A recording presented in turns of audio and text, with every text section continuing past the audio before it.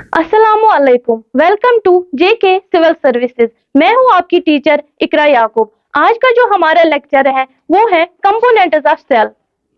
मेरा जो previous lecture था उसमें हमने देखा introduction of cell, history of cell, cell की थ्योरी क्या है, टाइप्स ऑफ सेल, और आज के लेक्चर में हम देखेंगे सेल कंपोनेंट्स।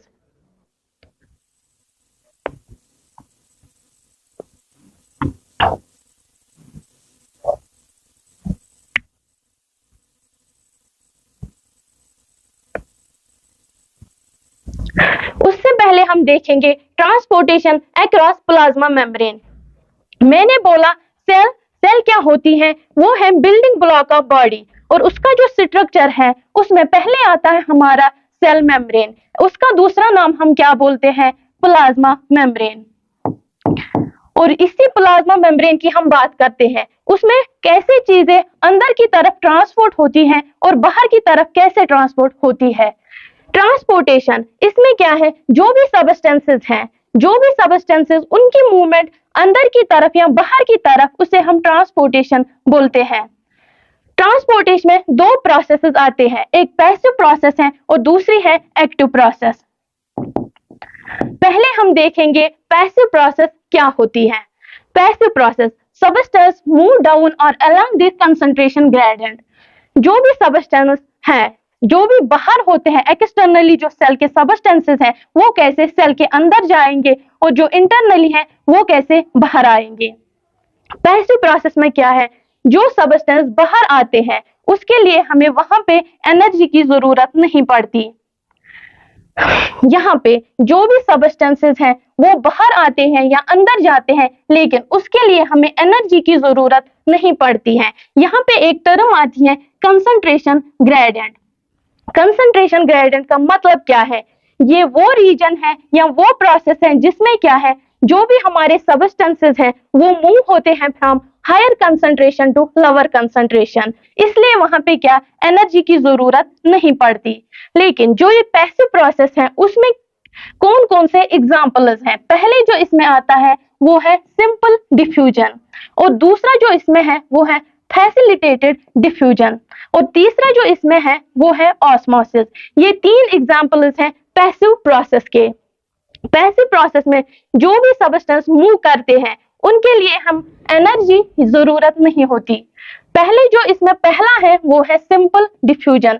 सिंपल डिफ्यूजन क्या होता है, इसमें जो भी सबस्टेंस मूवमेंट करते हैं वो कहां से करते हैं, मैंने जो प्रीवियस लेक्चर में लिपिड बाइलेयर दिखाया था, जो हमारा प्लाज्मा मेम्ब्रेन था उसका जो स्ट्रक्चर था वहां पे उसे क्या था, प्लाज्मा बाइलेयर। वो किसका बना था, फॉस्फोलिपिड्स का। फॉस्फोलिपिड जो हमारे मेम्ब्रेन में प्रेजेंट होते हैं वही से सबस्टेंसेस की मूवमेंट होती है। लेकिन जो वहां पे प्रोटीन्स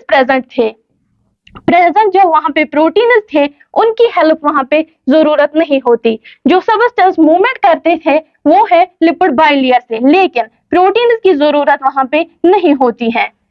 उसके बाद जो सेकंड एग्जांपल है वो है फैसिलिटेटेड डिफ्यूजन। फैसिलिटेटेड डिफ्यूजन में क्या होता है, जो सबस्टेंस की मूवमेंट होती है प्लाज्मा मेम्ब्रेन के थ्रू, ये हमारा मेम्ब्रेन है, इसके थ्रू जो सबस्टेंसेस की मूवमेंट होती है वो वहां पे किसकी जरूरत पड़ती है, प्रोटीन्स की। और वो प्रोटीन्स क्या एक्ट करते हैं, कैरियर मॉलिक्यूल्स, जो उन्हें कैरी करते हैं। यहाँ पे सिंपल डिफ्यूजन में हमें प्रोटीन्स की हेल्प की जरूरत नहीं थी, लेकिन फैसिलिटेटेड डिफ्यूजन में प्रोटीन्स की जरूरत हमें पड़ती है, वो एक्ट करते हैं कैरियर मॉलिक्यूल्स। इसके बाद है हमारा ऑस्मोसिस। ऑस्मोसिस तीसरी क्या है, एग्जाम्पल पैसिव प्रोसेस की, और ये क्या है, ये एक स्पेशल काइंड ऑफ डिफ्यूजन है जिसमें क्या सिर्फ वाटर डिफ्यूज होता है। इसमें सिर्फ वाटर डिफ्यूज होता है जो हमारा प्लाज्मा मेम्ब्रेन है उसके थ्रू। सेमीपरमेबल मेम्ब्रेन, सेमीपरमेबल मेम्ब्रेन क्या होता है, ये वो मेम्ब्रेन है जो सिर्फ लिक्विड को बाहर या अंदर जाने की इजाजत देता है। ऑस्मोसिस ये क्या है, ये एक simple special kind of diffusion है जिसमें सिर्फ वाटर डिफ्यूज होता है अक्रॉस ए सेमीपरमेबल मेम्ब्रेन। सेमीपरमेबल मेम्ब्रेन कौन सा है, हमारा प्लाज्मा मेम्ब्रेन, या हम इसे सेल मेम्ब्रेन भी कहते हैं। ये थी हमारी 3 एग्जाम्पल्स पैसिव प्रोसेस की। उसके बाद आता है हमारा एक्टिव ट्रांसपोर्ट। पहले हमारा था पैसिव, जिसमें हमें एनर्जी की जरूरत नहीं होती, लेकिन एक्टिव ट्रांसपोर्ट में हमें एनर्जी की जरूरत पड़ती है। इसमें क्या है, जो सबस्टेंसेस होते हैं जब भी वो मूव करते हैं हमारे प्लाज्मा मेम्ब्रेन के थ्रू, वहां पे हमें एनर्जी की जरूरत पड़ती है। और वहां पे जो कंसंट्रेशन ग्रेडियंट होता है, कंसंट्रेशन ग्रेडियंट मैंने बोला, वहां पे क्या होता है, higher concentration to lower concentration substance जाते हैं, और वहां पे क्या है, वो उसके अपोजिट में काम करते हैं, यानी कि वहां पे वो lower concentration to higher concentration में जाते हैं। एक्टिव ट्रांसपोर्ट में मेनली जो है वो है वहां पे हमें एनर्जी की जरूरत पड़ती है, लेकिन पैसिव ट्रांसपोर्ट में हमें एनर्जी की जरूरत नहीं पड़ती थी। इसमें जो एग्जांपल्स है वो है एंडोसाइटोसिस एंड एक्सोसाइटोसिस। एंडोसाइटोसिस क्या होता है? एंडोसाइटोसिस का मतलब है injection of a substance by a cell. जब एक सेल अपने अंदर कुछ लेती है, अपने अंदर कुछ प्लाज्मा मेम्ब्रेन के थ्रू लेती है, उसे हम बोलते हैं एंडोसाइटोसिस। और अगर वो डिस्चार्ज करती है, बाहर की तरफ उसे निकालती है, तो उसे हम बोलते हैं एक्सोसाइटोसिस। एंडोसाइटोसिस की 2 एग्जांपल्स हैं, फैगोसाइटोसिस एंड पिनोसाइटोसिस। जिसका मतलब है फैगोसाइटोसिस जब वो कोई भी सब्सटेंस अपने अंदर एनगल्फ करती है, उसे हम बोलते हैं फैगोसाइटोसिस। पिनोसाइटोसिस क्या है? पिनोसाइटोसिस में अगर यहाँ पे कोई सब्सटेंस होगा तो उसे सेल को उसे एनगल्फ करना है, तो वहां पे क्या है, वहां पे लिक्विड भी प्रेजेंट है, तो वो उस लिक्विड के साथ साथ उस सब्सटेंस को एनगल्फ करती है। लेकिन वो सब्सटेंस क्या होते हैं, वो छोटे छोटे होते हैं। फैगोसाइटोसिस में वो बड़े भी हो सकते हैं। ये थी एग्जांपल्स एंडोसाइटोसिस एंड एंडोसाइटोसिस की, सॉरी। उसके बाद जो हमारे ये है साइटोप्लाज्म, ये भी हमारी सेल का एक कंपोनेंट है। ये हमारी सेल है, यहाँ पे ये इसका प्लाज्मा मेम्ब्रेन था, या जिसे हम सेल मेम्ब्रेन भी बोलते हैं। और जो इसके अंदर है फ्लूइड, और उस फ्लूइड में क्या प्रेजेंट है, न्यूक्लियस। ये इसका न्यूक्लियस आता है। और इस सेल में और भी कंपोनेंट्स हैं, mitochondria, endoplasmic reticulum, centrosome, ribosome, ये सब इस सेल के अंदर प्रेजेंट हैं। और साइटोप्लाज्म क्या है? All cellular content between cell membrane and nucleus. ये हमारा न्यूक्लियस है और ये हमारा सेल मेम्ब्रेन है। इसके दरमियान जो भी आता है वो किस में आता है, हमारे साइटोप्लाज्म में। किस में आता है, हमारे साइटोप्लाज्म में। सेल मेम्ब्रेन और न्यूक्लियस के बिटवीन जो भी आता है उसे हम बोलते हैं साइटोप्लाज्म। और जो ये साइटोप्लाज्म है, इसके 2 ब्रॉड डिविजन्स हैं। इसमें 2 चीजें आती हैं। एक इसका फ्लूइड था, जो इसमें फ्लूइड प्रेजेंट था, एक वो जिसे हम साइटोसॉल बोलते हैं। और बाकी क्या रहे उसके ऑर्गेनील्स, फॉर एग्जाम्पल जिसमें एंडोप्लाज्मिक रेटिकुलम आता है, गोल्गी बॉडीज, ये सब इसमें आते हैं। साइटोप्लाज्म क्या है? साइटोप्लाज्म है जो भी content between cell membrane and nucleus में आते हैं, उसे हम साइटोप्लाज्म बोलते हैं। और साइटोप्लाज्म के क्या है, 2 ब्रॉड डिविजन्स है, एक है साइटोसॉल, दूसरा है ऑर्गेनील्स। साइटोसॉल क्या है, जो भी लिक्विड पोर्शन है between nucleus and cell membrane, उसे हम साइटोसॉल बोलते हैं। और उसमें जो ऑर्गेनील्स एम्बेडेड है उनको हम ऑर्गेनील्स बोलते हैं, जो भी उसमें कंपोनेंट्स आते हैं। पहले साइटोसॉल क्या है? साइटोसॉल ये एक इंट्रासेल्यूलर फ्लूइड है। इंट्रासेल्यूलर फ्लूइड है, ये हमारा इंट्रासेल्यूलर फ्लूइड है। ये यहाँ पे न्यूक्लियस है, ये हमारा सेल मेम्ब्रेन है। साइटोसॉल ये एक इंट्रासेल्यूलर फ्लूइड है, जिसमें क्या है, जो कि सेल का पूरा वॉल्यूम है उसमें जो साइटोसॉल है वो कितने परसेंट का होता है, 55%। ये यहाँ पे एक इंपॉर्टेंट ऑब्जेक्टिव बनता है, जो एक सेल है उसका टोटल सेल वॉल्यूम में से साइटोसॉल कितना प्रेजेंट होता है, तो वहां पे क्या करना है, वहां पे उसका करेक्ट ऑप्शन है 55%। उसके बाद जो वो साइटोसॉल है उसमें क्या है, 75 to 90% उसमें क्या है, वाटर। और जो बाकी बचते हैं 10%, 10 to 25%, उसमें क्या आती है? आयन्स आते हैं, ग्लूकोज आते हैं, अमीनो एसिड्स आते हैं, फैट्स आते हैं, प्रोटीन्स आते हैं। ये सब उस 10 to 25% में आते हैं। साइटोसॉल जो एक इंट्रासेल्यूलर फ्लूइड है जो प्रेजेंट होता है between cell membrane and nucleus. और ये क्या करता है? ये हमारे पूरी सेल का कितना परसेंट लेता है? 55%। और इस साइटोसॉल में क्या है? 75 to 90% इसमें वाटर होता है। और जो बाकी इसमें रेस्ट्स होते हैं वो है ion, glucose, amino acids, fats, proteins या बहुत सारे बाकी भी सब्सटेंसेस।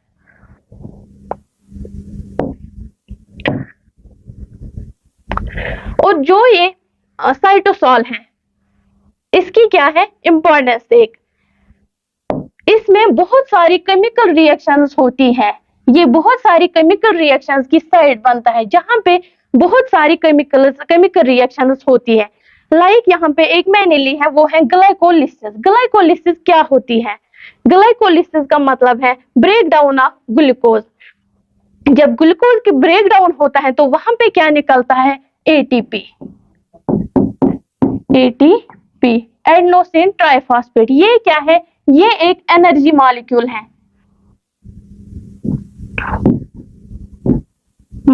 है।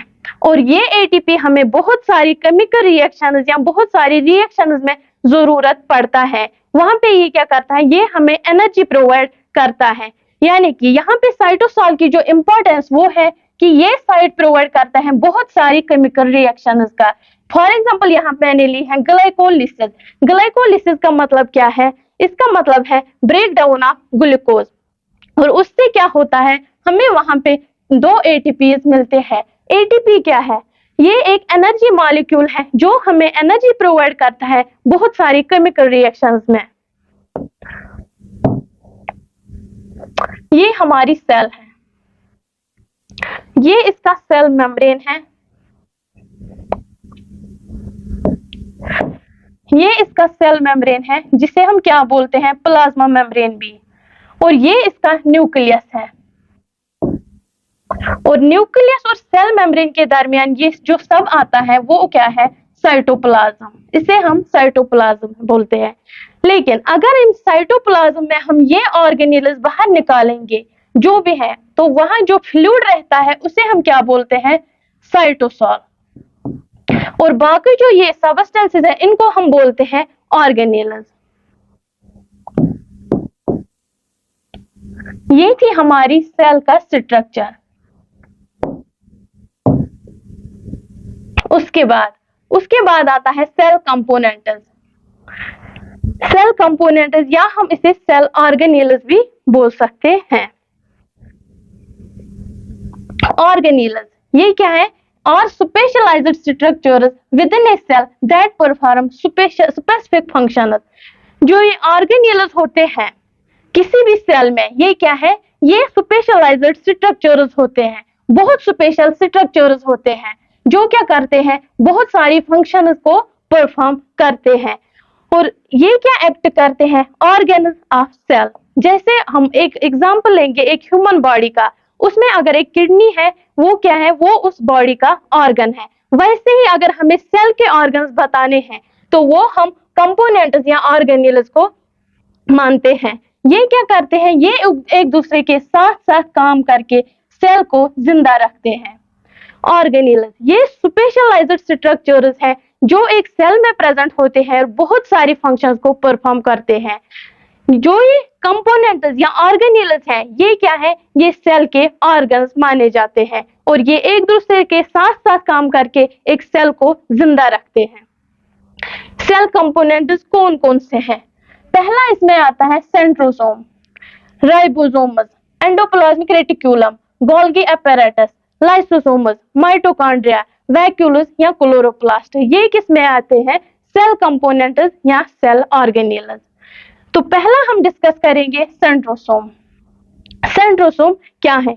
ये वो ऑर्गेनेल है जो हमारे न्यूक्लियस के नजदीक में प्रेजेंट होता है। ये हमारी सेल है, तो ये यहाँ पे न्यूक्लियस है। और जो हमारा सेंट्रियोल है वो न्यूक्लियस के यहाँ पे प्रेजेंट होता है, इसके नजदीक में प्रेजेंट होता है।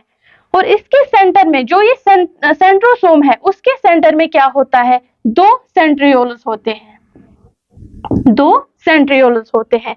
और जब माइटोसिस होती है, माइटोसिस मतलब जब सेल डिवीजन होता है, जब एक सेल अपनी दो डॉटर सेल्स को प्रोड्यूस करता है, तो वहां पे ये सेंट्रियोल्स क्या करते हैं, ये अपोजिट पोल्स की तरफ मूव करते हैं,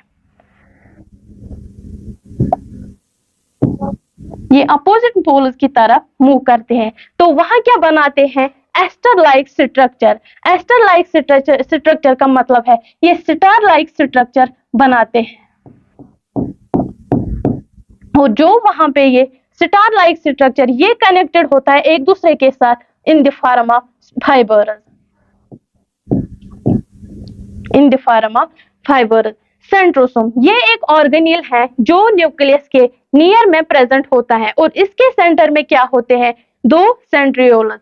और जब माइटोसिस होती है, सेल डिवीजन होता है, तो ये सेंट्रियोल्स क्या करते हैं, ये मूव करते हैं opposite poles of the cell. वहां पे ये क्या बनाते हैं, ये aster like star like structure बनाते हैं और एक दूसरे के साथ फाइबर्स के थ्रू अटैच होते हैं।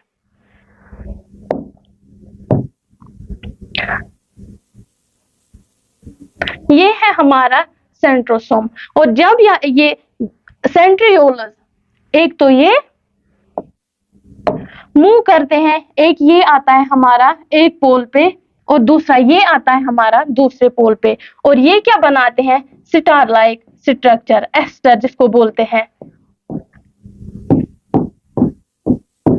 और वहां पे क्या, ये फाइबर्स, थ्रू फाइबर्स एक दूसरे के साथ कनेक्ट रहते हैं। ये क्या आया हमारा, पेयर ऑफ सेंट्रियोल्स, ये एक और ये दूसरा। और जो ये स्टार लाइक स्ट्रक्चर है, इसको हम बोलते हैं एस्टर। उसके बाद आता है हमारा राइबोसोम। राइबोसोम क्या होता है, राइबोसोम एक नॉन मेम्ब्रेन बाउंड ऑर्गेनेल है। जो भी हमारे सेल में ऑर्गेनेल्स हैं, जो भी उसमें ऑर्गेनेल्स प्रेजेंट होते हैं, उनका अपना अपना मेम्ब्रेन होता है, चाहे वो माइटोकॉन्ड्रिया होगा, एंडोप्लाज्मिक रेटिकुलम होगा, सबका अपना अपना मेम्ब्रेन है। लेकिन जो ये राइबोसोम है, इसके पास अपना मेम्ब्रेन नहीं है, इसलिए इसको बोलते हैं नॉन मेम्ब्रेन बाउंड ऑर्गेनेल।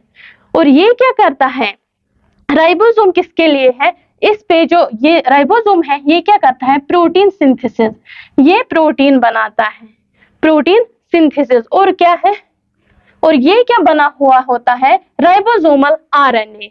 और जो ये राइबोसोम्स होते हैं, ये प्रेजेंट होते हैं कहाँ पे, रफ एंडोप्लाज्मिक रेटिकुलम। जो इसका सेल का दूसरा ऑर्गेनेल है एंडोप्लाज्मिक रेटिकुलम, ये उसी पे प्रेजेंट होते हैं। वहां पे भी ये क्या करते हैं, प्रोटीन सिंथेसिस करते हैं। और कुछ राइबोसोम्स कहाँ प्रेजेंट होते हैं, माइटोकॉन्ड्रिया में, वो भी एक ऑर्गेनेल है हमारी सेल का।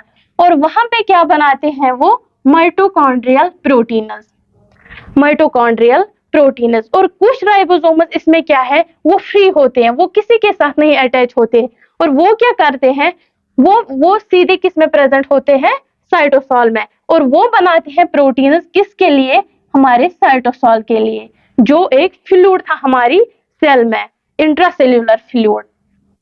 राइबोसोम, राइबोसोम क्या है, ये एक नॉन मेम्ब्रेन बाउंड ऑर्गेनेल है जिसके पास अपना कोई मेम्ब्रेन नहीं है।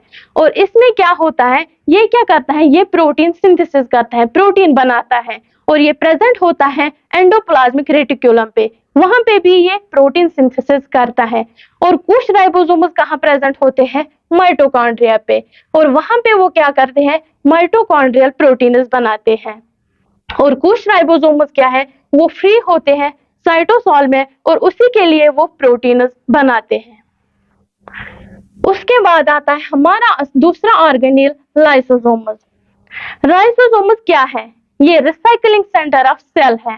रिसाइकल का मतलब है अगर कोई चीज उसे हम डैमेज करेंगे और उसके बाद फिर से यूज करेंगे, यानी कि लाइसोसोम क्या है, recycling centre of cell.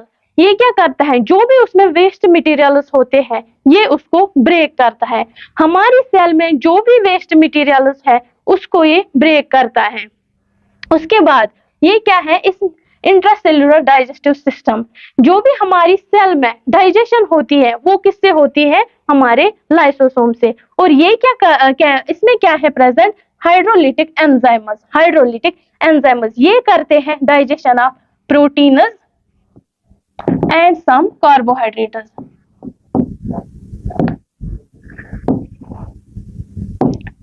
Lysosome क्या है, ये रिसाइकलिंग सेंटर है हमारी सेल का, और ये ब्रेक डाउन करता है वेस्ट मटेरियल, और इसमें प्रेजेंट होते हैं इंट्रासेल्युलर डाइजेस्टिव सिस्टम। ये क्या करता है, जो भी हमारी सेल में डाइजेशन होती है वो किससे होती है, लाइसोसोम से। और इसमें और एक एंजाइम प्रेजेंट है, वो है हाइड्रोलिटिक एंजाइम्स। ये क्या करते हैं, ये प्रोटीन डाइजेशन करते हैं, और कुछ कार्बोहाइड्रेट्स की भी डाइजेशन इसी से होती है। उसके बाद जो हमारा दूसरा ऑर्गेनेल है वो क्या है, एंडोप्लाज्मिक रेटिक्यूलम।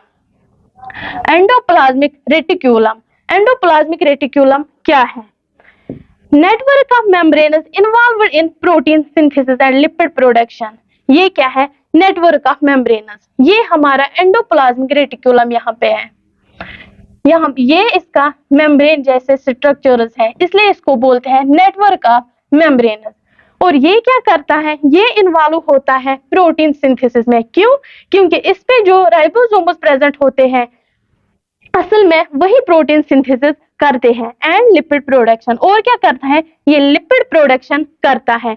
एंडोप्लाज्मिक रेटिक्यूलम एक नेटवर्क ऑफ मेम्ब्रेन्स है जो इन्वॉल्व होता है प्रोटीन सिंथेसिस में और लिपिड प्रोडक्शन में। और इसके जो है वो दो टाइप्स हैं, एक इसका आता है rough endoplasmic reticulum, rough endoplasmic reticulum, और दूसरा जो इसका है वो है smooth endoplasmic reticulum.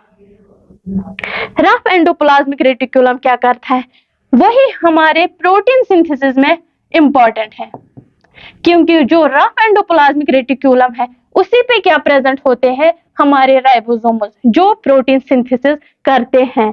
Rough endoplasmic reticulum का दूसरा नाम है ग्रैन्युलर, क्योंकि जो इस पे राइबोसोम्स है वो ग्रैन्युलस की तरह इस पे प्रेजेंट होते हैं।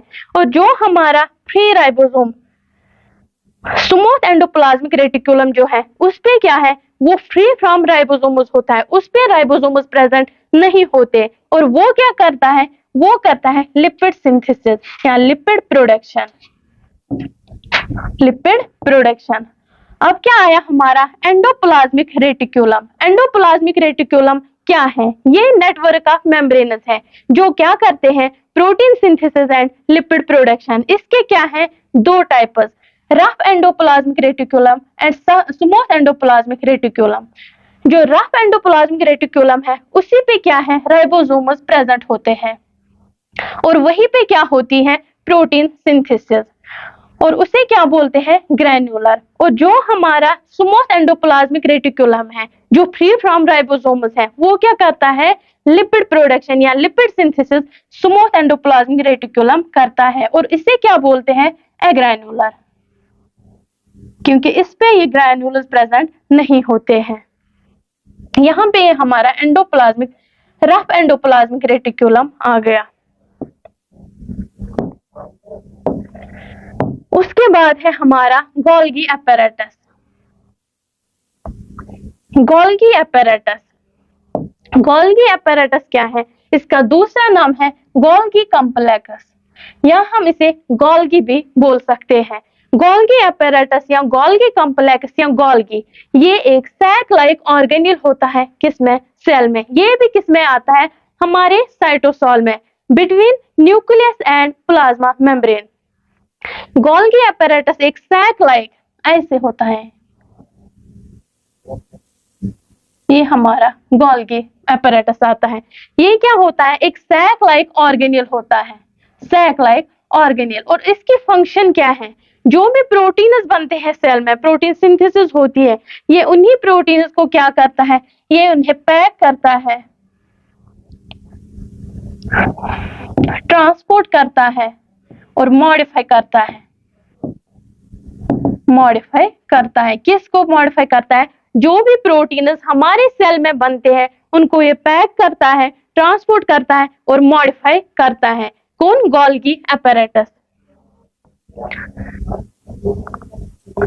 ये हमारा गोल्गी apparatus है, या इसको हम गोल्गी बॉडी भी बोल सकते हैं या गोल्गी कॉम्प्लेक्स, गोल्गी कॉम्प्लेक्स भी इसको बोल सकते हैं, गोल्गी apparatus भी इसको बोल सकते हैं, या सिंपली हम गोल्गी भी बोल सकते हैं। और ये क्या करते हैं, ये क्या होते हैं, सैक लाइक स्ट्रक्चर। यहाँ पे ये सैक लाइक स्ट्रक्चर इसके प्रेजेंट होते हैं। ये किस में आता है, हमारे साइटोसॉल में, जो प्रेजेंट है between nucleus and cell membrane. और ये क्या करता है, जो भी प्रोटीन्स हमारे सेल में बनते हैं उनको ये पैकेज करता है, ट्रांसपोर्ट करता है और मॉडिफाई करता है। ये 3 फंक्शंस है हमारी गोल्गी बॉडी की। इसके बाद है हमारा माइटोकॉन्ड्रिया।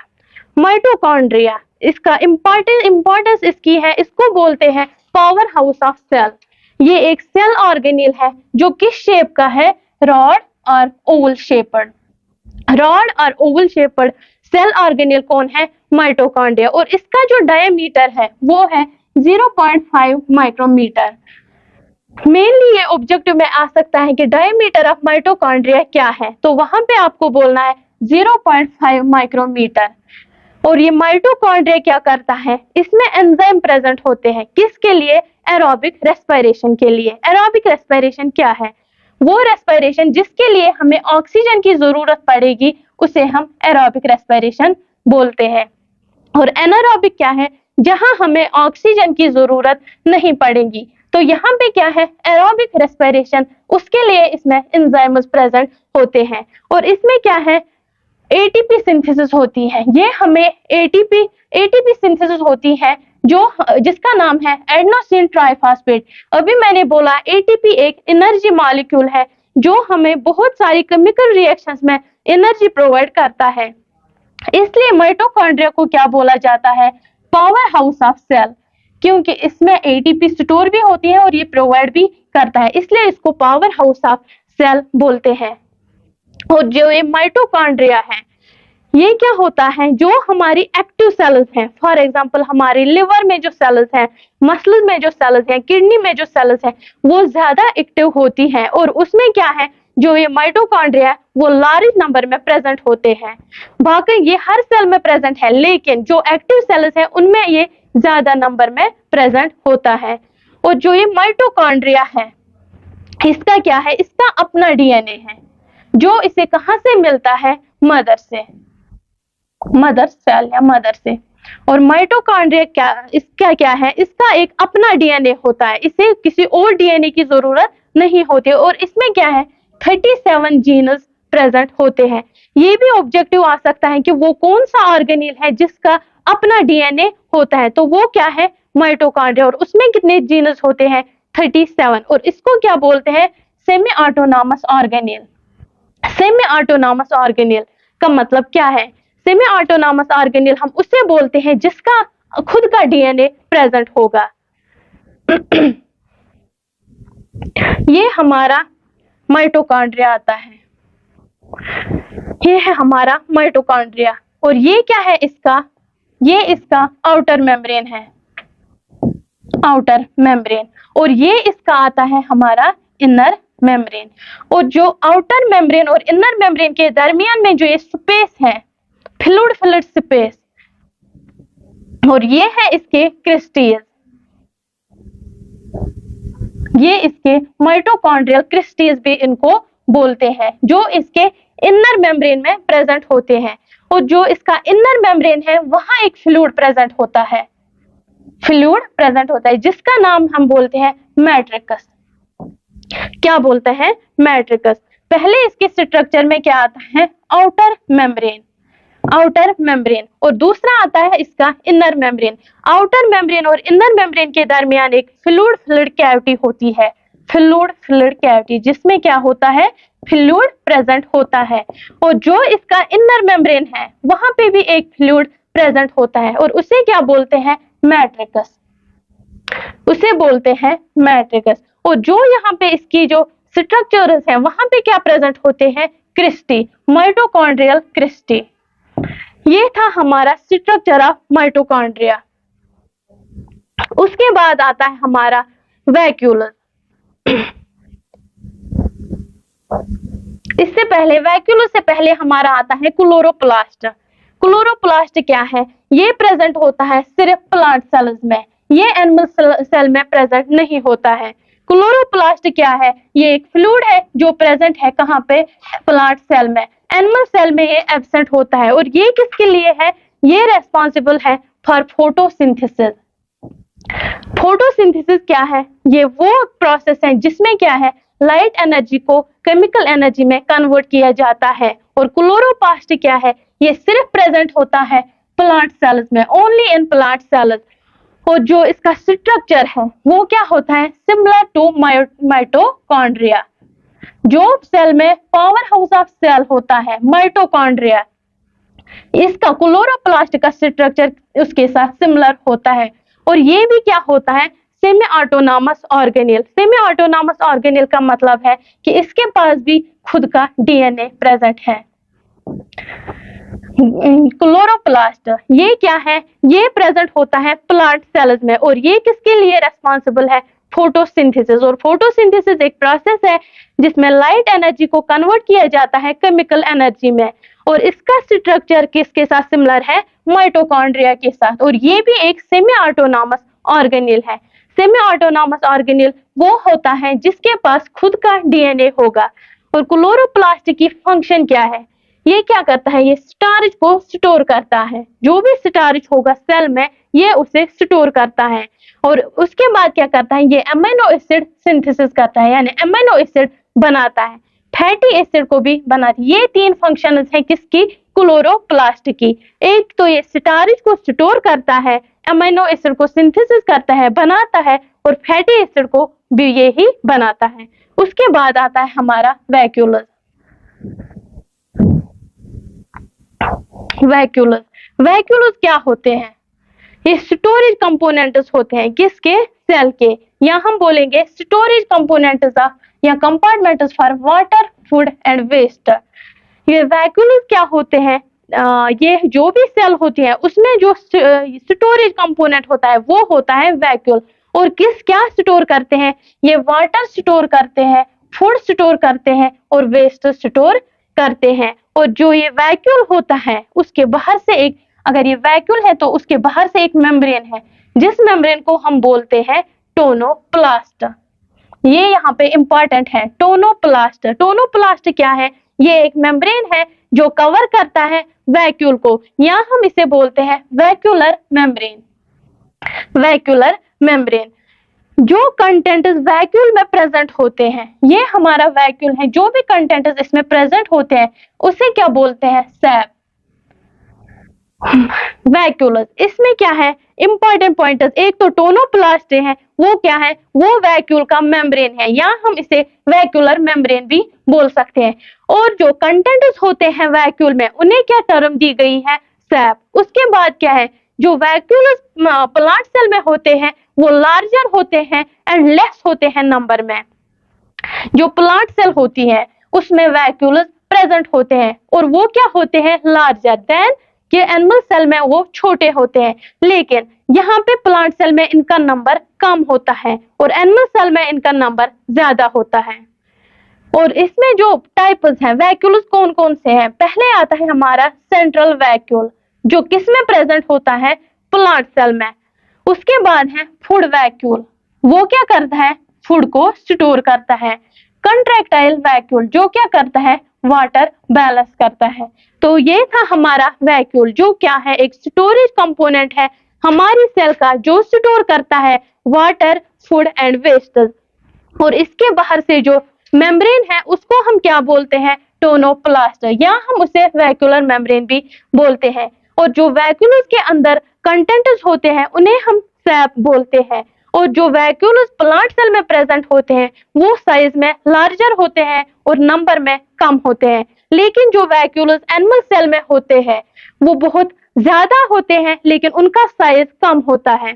और इसके जो टाइप्स हैं, सेंट्रल वैक्यूल वो कहाँ पे प्रेजेंट होता है? हमारी प्लांट सेल में।